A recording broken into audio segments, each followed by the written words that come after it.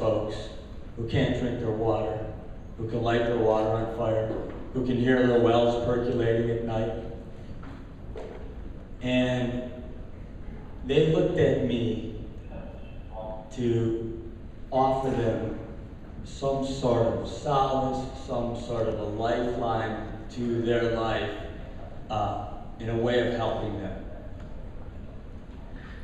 I said, wow, haven't you gone to your, this is unbelievable, this is happening. I can't believe this is actually happening. This is America, this doesn't happen. I mean, have you talked to the Environmental Protection Agency? Yeah, they told us to get a lawyer. Did they send anyone out? No. Did you talk to your Attorney General? Yep. He's leased his land. What about the City Council, please? And quickly, I was beginning to see crumble what I thought was so great about our nation, and that was that these kinds of things can't happen, that we're protected from this kind of thing. But you know what? We're not.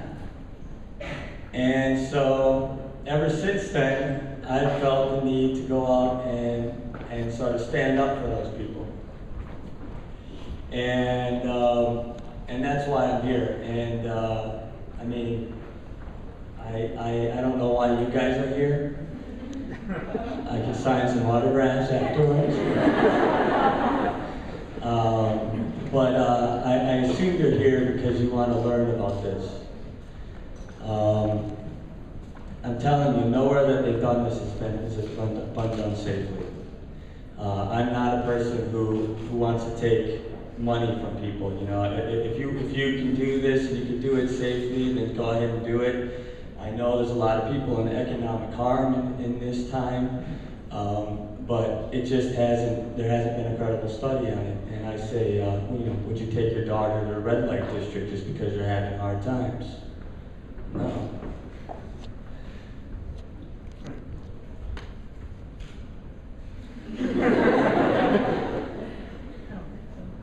Does anyone have any questions? Actually, you know what? I really would like to hear from you guys because, you know, I just want to hear where you young folks are on this right now. Yes, ma'am. Yeah, well. Yes, dear. I'm not young. Yes, you are. Obviously, I'm 53 years old, and I grew up in a time where we protested the Vietnam War. I'm not one of the men. I've always been worried about the environment. I hate this to be about the young versus the old because I look to you people, you kids, to please help us. Because obviously something went wrong in the last 20, 30 years. I have land in the Vestal Highlands. I travel down my road and I see friends of the gas signs. And I can't tell you what it does to me. I've raised my children here. I've seen so much change, but I can't stay to watch this. I have to say that if they start drilling, I'm leaving because I can't watch it. And I just hope that something stops it, but I don't think it's going to happen. I think there's too much money. The gas companies are too organized, and we're not. We are the people that have to stop this. And how? You tell me, because I will do anything. Anything. And I just implore you kids, please, please, please, think about the future. I'll be gone, and you will still be here. You will be raising your children with this water, with this chemical contaminated land. And I don't know how you can look to the future and think about that without doing something. Please, I implore you. Please.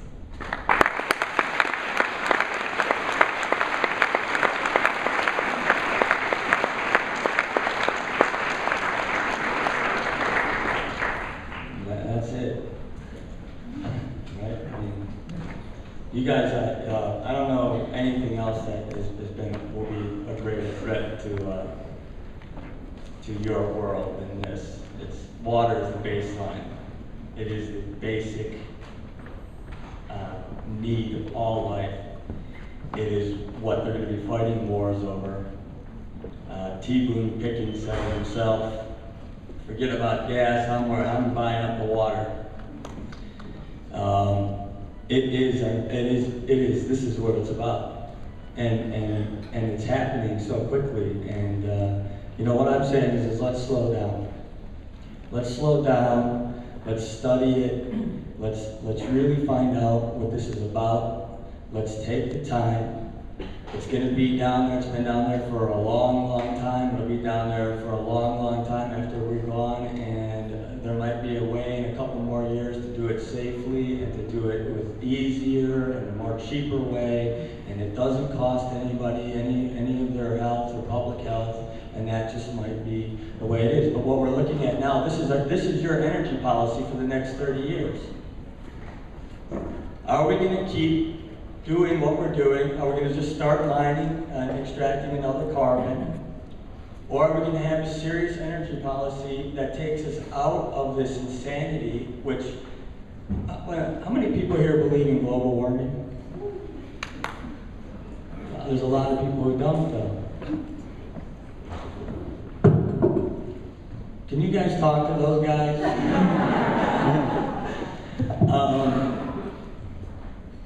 Anyway, that's all I gotta say. And does anyone want to ask any more questions? Yes, sir.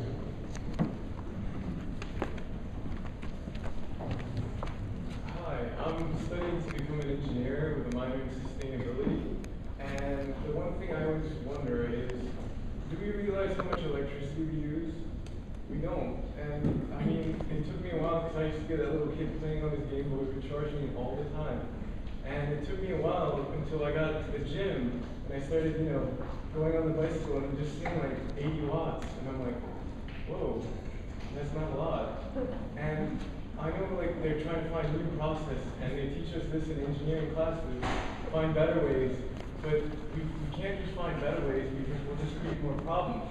We have to find the solution to our energy crisis where we don't depend on natural gas, we don't depend on oil, or any other form of fuel. We could just have a sustainable power source that could just keep us and the economy moving, because what the oil companies will tell you is, oh, this is good for the movement of our country, we'll get better, we'll get stronger. That's true, but we're slowly ruining the country we live in. And what's going to happen when we don't have any more country to live in?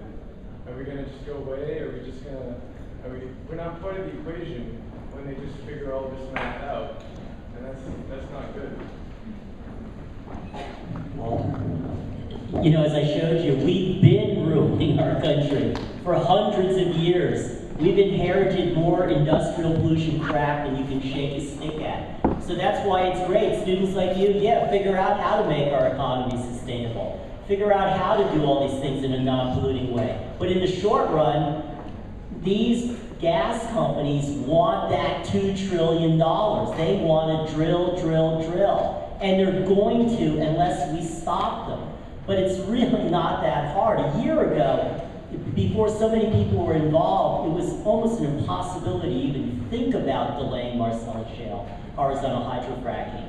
But now we have literally hundreds of elected officials who oppose it. The city of New York opposes it. 10,000 signatories to my coalition letter oppose it. If you all go to toxicstargeting.com and sign the coalition letter, read it carefully, and you'll probably support it. So we'll be basically, at like 11,000. So it's all about the politics. And as was noted, all of you should register to vote, because why? This is a critical election.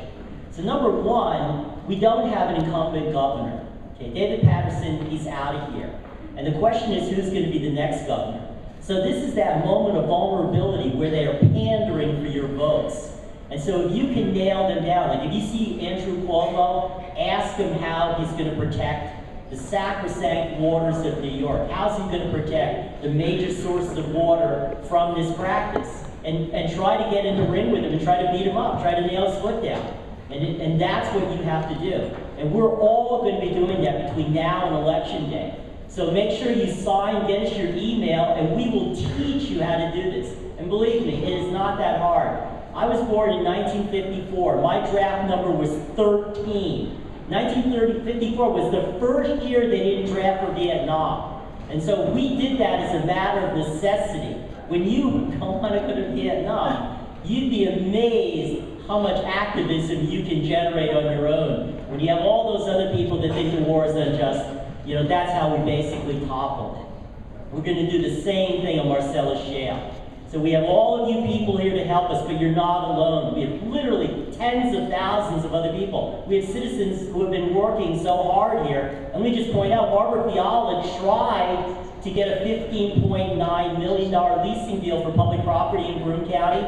We harpooned that in July. We totally embarrassed her and killed it. Now she's going to bring it back. We're going to kill it again. So, you know, it sounds so daunting, it sounds so mysterious. It isn't. It's knocking on doors, it's getting people who believe as we do to learn more about this issue, sign a letter, make a phone call, knock on doors, find other people, make presentations to other departments, and the next thing you know, you're sweeping down the mightiest walls of oppression. And it's fun, it's hilarious fun.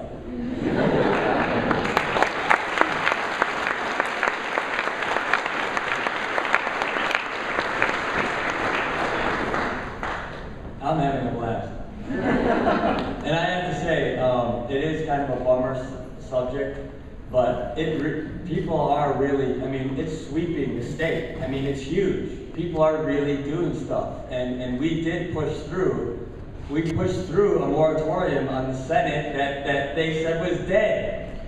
And we pushed it through, and it was a lot of people. And it's more and more people are joining us. So there's a lot of cute people to meet, too. It's all about getting laid now.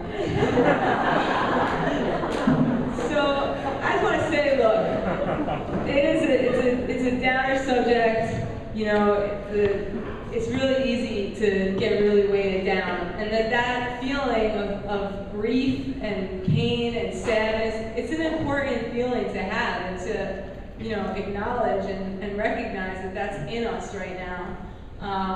But it's also something that can drive us to move forward. And, you know, back in the civil rights movement, when those young people sat at that counter at Woolworths, you know, they didn't think that they were starting the next big, great wave of the civil rights movement that was going to change this country. And talk about insurmountable. Think about the racism in this country, the slavery, the lynchings, all of that. And those people stood up and fought against that reality and transformed it. We still have a long ways to go. But it was because they just felt, you know what? If no one else is going to do this, I am. And it was those students that stood up and they said, you know, I don't have any future in this. You know, I'm not accepted and equal in this society, and I have to do something now so that when I'm getting a job, when I'm building a family and a life for myself, I have those rights. You know, and so it's a lost history that we have here in America of everyday people who have stood up and championed causes and moved them forward, and this is another one. And it's really dependent on all of us. You know, we're the ones we've been waiting for. We're the ones that are going to transform this. And there's a lot of questions about how we're going to do that. But let those questions come and let us find solutions to them. But this is definitely not the solution. So what we want to do right now is, a lot of times this is kind of like us talking and everyone listening. We want to really open this up to some participation. And I just want to hear, who here is ready to organize for our lives?